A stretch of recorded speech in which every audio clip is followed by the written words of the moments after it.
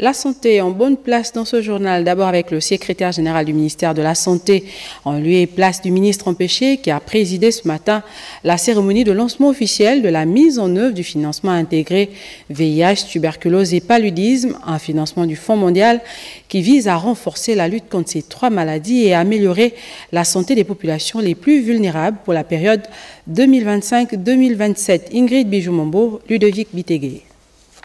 Près de 5 milliards 250 millions de francs CFA, montant affecté par le Fonds mondial au ministère de la Santé pour le financement intégré de lutte contre le VIH-Sida, tuberculose et le paludisme. La République gabonaise, à travers son comité de coordination multisectorielle, a soumissionné et obtenu du Fonds mondial une subvention intégrée VIH-Sida, tuberculose et paludisme intitulée CG7. Autrefois gérée par le Centre de recherche médicale de Lambaréné, c'est désormais l'unité de gestion mise en place par le ministère de la Santé qui aura la responsabilité de la gestion de cette enveloppe. Pour la présidente du comité de coordination, l'obtention du 7e cycle de financement revêt une importance capitale pour le pays. Nos remerciements vont particulièrement au Fonds mondial, dont l'engagement depuis sa création en 2002 a permis de soutenir les efforts du gouvernement gabonais.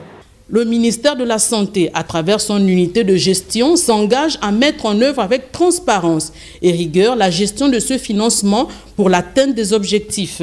Réduire l'incidence et la mortalité liée à ces trois maladies, améliorer la couverture et la qualité des soins, renforcer notre résilience face aux urgences sanitaires. Cette ambition portée par son Excellence le général de brigade Brice Clotaire Oligui Nguema, président de la transition, dont les questions de santé publique sont des urgences, ne sauraient être atteintes sans l'engagement de toutes les parties prenantes. C'est le conseil d'administration du Fonds mondial de lutte contre le VIH-Sida, la tuberculose et le paludisme, dans sa session de novembre 2022, qui a alloué cette enveloppe au Gabon pour la période de 2025 à 2027.